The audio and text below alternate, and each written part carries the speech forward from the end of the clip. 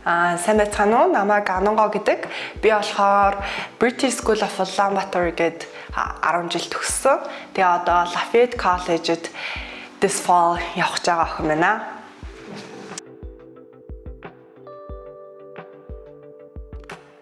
Lafayette College нь одоо Америкийнхаа Little Ivy гэж тооцогддог одоо 10 гаруй liberal arts сургуулиудын нэг. Тэгээ ер нь бол liberal arts сургуулиуд дотроо бол хамгийн prestigious сургуулиудын нэг гэж үздэг болохоор ер нь бол анх аплайдсан. Тэгээ одоо сонгож явж байгаа attend хийж байгаа шалтгаан ч гэсэн ер нь бол тэр. Тэгээ дээрээс нь миний хүссэн major-ууд бүгдээрээ байсан. Би болохоор одоо нийгмийн чиглэлээр явах гэж байгаа. Тэгээ тэр мэргэжлүүдийн маань бүгднийг нь одоо offer хийжсэн болохоор явахаар шийдсэн. Common App-аар apply-сан. Тэгээ Common App-аар apply-ж жахад other recommendation, тэгээ teachers recommendation, counselor recommendation тэгээд of course миний яг Common App application-ыг шаардсан. Тэгээ дээрээс нь нэмээд нэг supplemental essay шаардж исэн. Тэгээд нэмэлтээр яг портал дотроо бол угаасаа financial aid information тэгээд бусад зарим сургуулиудаас ялгаатай нь яг apply хийж явах үедээ надаас ингээд official score-уудаа явуулахыг шаардж исэн.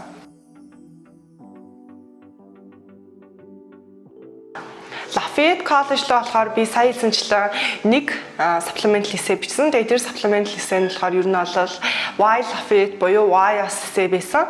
Тэгээд би сая apply хийж авах хугацаанд яг U Chicago тэгээд Lafayette гэсэн хоёр сургуультай л YAS essay бичиж ер нь бол үзсэн. Тэгээд YAS дээрээ миний бодлоор бол хүүхдүүд дэндүү general юм нэг болол бичгээд идэг. Эсвэл ингээд яг хангалттай ингээд сургуулгаа яг жоохон магтаж чаддгүй гэж би боддог. Би болохоор ингээд яг шууд танаа сургууль гоё гэж хэлэхгүйгээр яг 70 дутгаар нь ингээд ер нь бол надад маш их таалагдж байгаа шүү гэдэг ер нь бол амар юм ниш тэгээ амар unique талуудаар нь магтаж чадсан гэж бодож байна.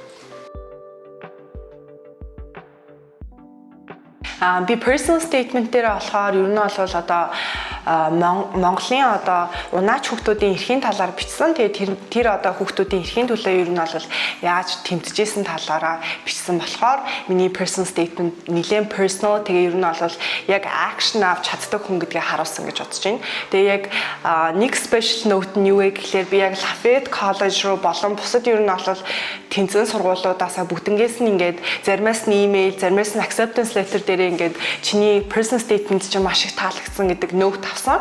Тэгэхээр ер нь бол I think my personal statement worked.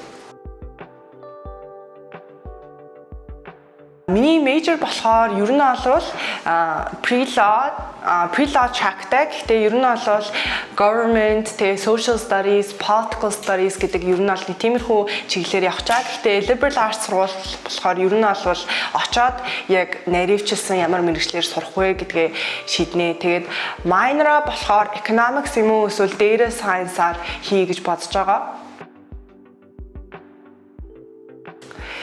Сонирхолтой юм нь юу вэ гэхээр уул нь би нэг Cambridge-ийн системтэй сургууль төгссөн болохоор яг 10 жилдээ болохоор IGC дээр яг science хичээлүүд дээр нэлийн сайн оноос ер нь дээд оноог нь аваад тэгээд A-level-ийнхаа хичээлүүд дээр болохоор ер нь бол биологи, хим, math гэсэн хичээлүүд сонгож ороод тэгтээ яг ингээд хийж авах хугацаанд надад болохоор за шинжлэх ухааны хичээлүүдээс илүү ер нь бол нийгэм талдаа надад илүү таалагдах юм байна гэж үзээд тэгээд нийгмийн чиглэлээр сурахаар шийдсэн. Яагаад таалагдсан бэ гэхээр миний Монгол дипломын нийгмийн ухааны багш Бат Эрдэнэ гэдэг хүн байсан. Тэгээд би тэр багшаасаа бас яг teacher recommendation авсан. Тэгээд тэр багш маань ер нь бол нийгмийн ухааныг маш ингээд сэтгэлтэй ингээд үнэхээр ингээд гоёор тайлбарлаж өгдөг. Тэгээд гоё харилцан ярианууд үүсгэдэг байсан болохоор би нийгмийн ухааны хичээлийг ер нь сонирхсан. Сургуулиасаа ер нь бол 100% tuition scholarship авсан. Тэгээд яг хоол байрныхаа зардлыг бол өөрөө төлөх гэж байгаа. Гэхдээ очоод ер нь бол кампус дээр ажиллаж болдог. Тэгээд яг хүсэх юм бол бас сургуулиасаа зээл авч болдог. Тэгээд цаашлаад 2 дахь 3 дахь жилээсээ тэтгэлгээ ер нь бол нэмүүлж болдог. Гэхдээ эхний жилдээ бол ямар ч байсан 100% tuition scholarshipтэй явах гэж байгаа. хичээлээс гадуур үйл ажиллагаа гэх юм бол би аль бие усны лицензтэй 2 TEDx event зохион байгуулж исэн. Тэгээд тэрэн дээрээ нэмээд TED-ийн яг аль бие усны одоо headquarter-аас одоо хүрлцэн ирээрээ гэсэн урилга авсан. Тэгээ дээрэс нь бас TED аль бие усны одоо 2026 оны ивентэд оролцох урилга авч исэн. Тэр нь ер нь миний хамгийн том extracurricular activity байсан гэж үзэж байна. Тэгээ дээрэс нь ер нь бол саяны морины хүүхдүүдийн одоо эрхийн төлөө одоо child jockey-гийн одоо rights-ийн төлөө ер нь бол тэмцсэн нэг ажил байсан. Тэгээ тэрэн дээрээ нэмээд бас ер нь бол сургууль дотроо Interact Club-ийнхаа ерөнхийлөгч, сургуулийн head girl, Student Council President, Debate Club President гэсэн. Тэгээд бас усан цэлдэг тиймэрхүү ер нь бол extracurricular activities-тэй байсан.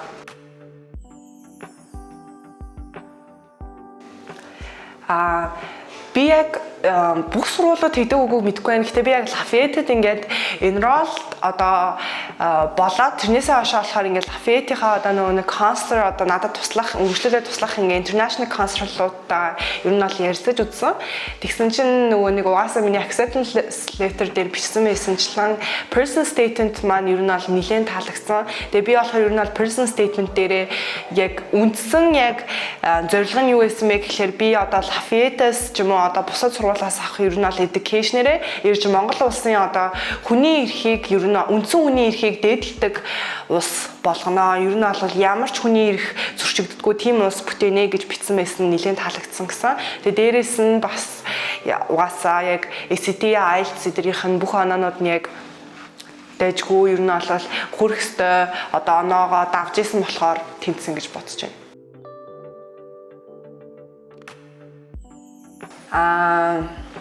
Би сайн нөө A-level-ийн биологийн математикийн 3 хичээл өгсөн гэсэн шүү дээ.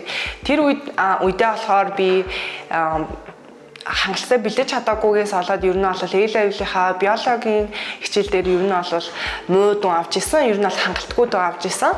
Тэгээд бусад хоёр дээрээ бол сайн оноо авсан. Гэхдээ яг миний аппликейшны яг нэг том сул тал нь болохоор биологийн A-level-ийн муу дүнтэй байсан гэсэн үг. Тэгээд тэрийг яг нөхөхийн тулд би SAT дээр өндөр оноо авсан, бас IELTS дээр өндөр оноо авсан. Гэтэ яг Монгол дипломын маань дүнгууд бол бүгдээрээ ер нь бол сайн байсан.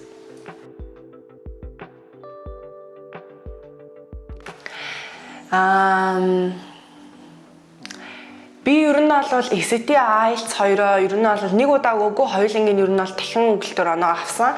Тэгээд хоёулангийн анх өгөхдөө би ингээ жоохон бардаад за ер нь насаараа л англи хэлтэй сургууль сурсан юм чинь бэлдэж яах юм гэж бодоод ер нь бол хангалттай бэлдээгүй орсон гэж бодож байна. Тэгээд анх IELTS дээр бол 7.5, анх SAT дээр 1380 авч исэн. Тэгээд тэр хоёр онооноос яаж одоогийн оноо хүртлээр сайжирсан бэ гэхлээр ер нь бол би gap year авсан хугацаанд одоо яг 6 сараас одоо апплайд хүртлээр нэг 4-5 сарын хугацаанд бол үнэхээр бүр бүх юмыг үл харгалцсан. Яг SAT, IELTS-ийнхаа оноо тэгээд ингээ college одоо prep яг application process дээр анхаарсан.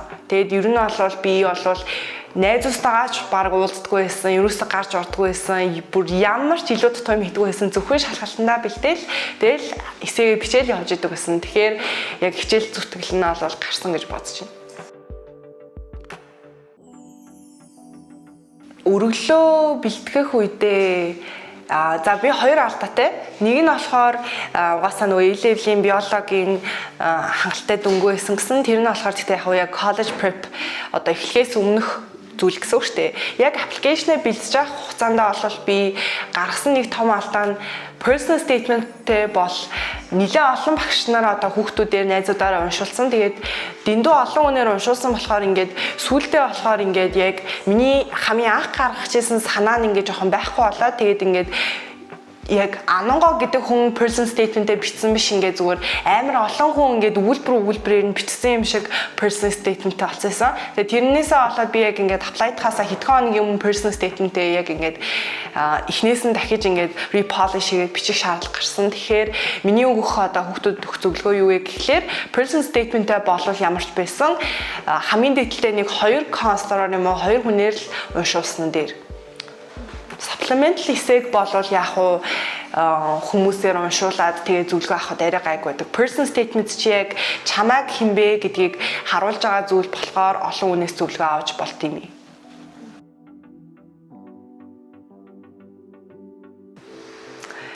За би болохоор нөгөө нэг Stoke дээр boot camp хийдэг байсан өмнө жил болол тэгээ boot camp хийж авах хугацаанд бол маш олон одоо мундаг одоо MIT тэнцсэн тэгээ одоо ер нь бол KAIST тэнцсэн гэдэг зөндөө олон бүр exceptionally great найзтай болсон. Тэгээ тэр найзтай зөндөө олон юм сурч авсан. Тэгээд яг уу нэг өдөр boot camp дээр хонжаахтаа болол арзицхэнд залгуураа залгаж байхдаа болол тогонд цохиулж үлдсэн. Гэхдээ яг уу нэг тийм funny юм болсон. Тэгээ дээрээс нь нэг удаа бид нар movie night хийсэн. Тэгээ тэр нас аягүй хөрхөн гоё исэн. Тэгэхдээ бид нар яг нөгөө John Shipsky-ний нөгөө нэг аимшиг киног үзээд тэгээ бүгдээрээ бүр айж хөх чаам шиг нөгөө нэг шүнжэнгөө айсандаа бүр унтаж чадахгүй хэсэгээ бичээл хонсон. Нэг тийм тохиолдол бас байгаа.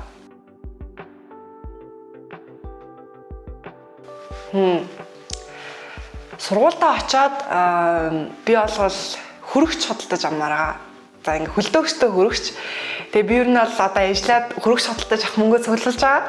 Яагаад хөрөгч судалдаж авмаар байгаа вэ гэхэлэр ингээд бас Америкт сурж байгаа зөндөө олон найзуудаасаа сонсохоор ингээд яг Монгол хоол идээд ингээд өссөн хүн яг мах идээд өссөн хүн Америкт очиод ингээд жоо хоошдгоо гэсэн. Тэгээ манай сургууль болохоор дотроо дорм дотроо галтгоотой. Тэгээ галтгаан дотроо ер нь бол хүссэн олоо хийж идэж болно.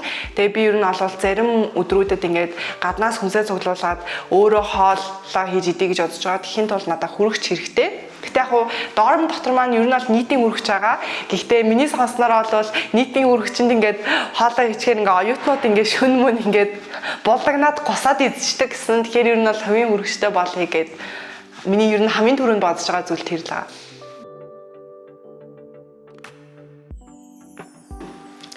Яг үнийг хэлэхэд бол Lafayette College бол миний first choice сургууль биш байсан. Бас regular decision-ээр тэнцсэн. Тэгээ тэрнээсээ өмнө бол илүү одоо өндөр бүр том одоо Ivy League хэмжээний сургуулиудыг зорж исэн.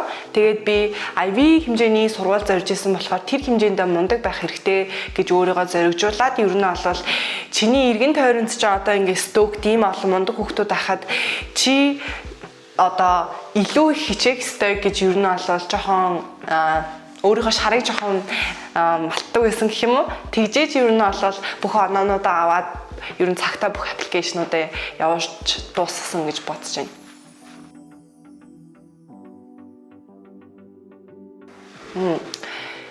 Stoke надад маш олон талаар туссан. Тэгээ би бол маш их Stoke талархаж явдаг. Тэгээ одоо угаасаа үргэлжлүүлээд ер нь бол Stoke-тэй ажиллаад явж байгаа. Гэхдээ Stoke-д яг одоо юу надад туссан бэ гэхлээр нэгт environment нь надад амар их туссан. Яагаад тэгэхээр Stoke-д миний мэдхээр бол дандаа мундаг хүүхдүүд байдаг.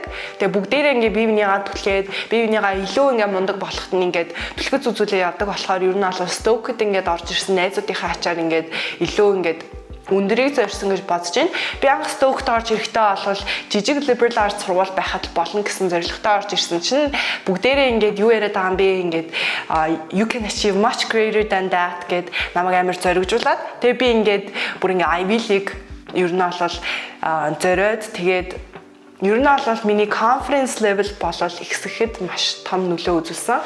Тэгээ дээрээс нь багш нар нь маш мундаг, консрууд нь маш мундаг, эсэн дээр маш сайн зөвлөгөө өгч чаддаг, SED дээр яг ингэж бэлдвэл болдог гэж ер нь бол зааж өгдөг. Хичнээн одоо SET-ийн програмд нь явдаггүй байсан ч би бол Stoke-ийн SET-ийн яг сургалтанд нь бол явгүй. Гэтэ яг IELTS-ийн сургалтанд нь болол явсан.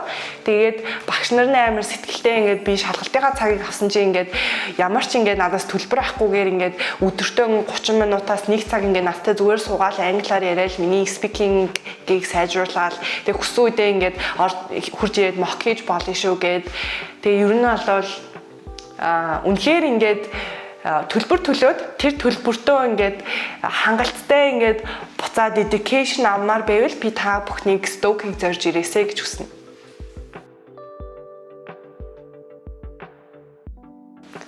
За миний одоо энэ дээр байдаг бодол болохоор ер нь бол жоохон controversial.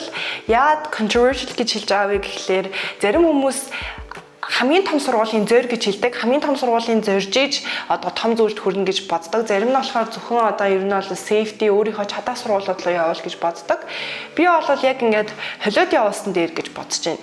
Үнэхээр чи хичнээн мундаг хүүхэд байсан ч гэсэн одоо Америк руу аплайдахад маш өрсөлдөөнтэй байдаг болохоор ганцхан том сургуулиуд руу бол явуулж болохгүй. Safety өөрийнхөө за явахыг тэнцэн ч явна гэж бодож байгаа. Гэхдээ илүү тэнцэх боломжтой сургуулиуд руу бас заавал явуулах хэрэгтэй байдаг.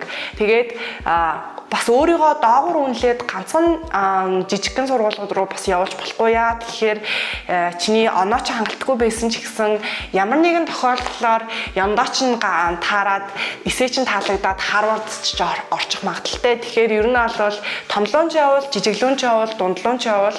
Тэгээд хичнээн мундаг байсан ч гэсэн Америкт нэг сургуульд ч тэнцэхгүй байх боломж байдаг болохоор бусад улсын сургуулиуд луу ч гэсэн өргөдлөө бэлдээд явах нь ер нь бол чухал гэж бодож байна.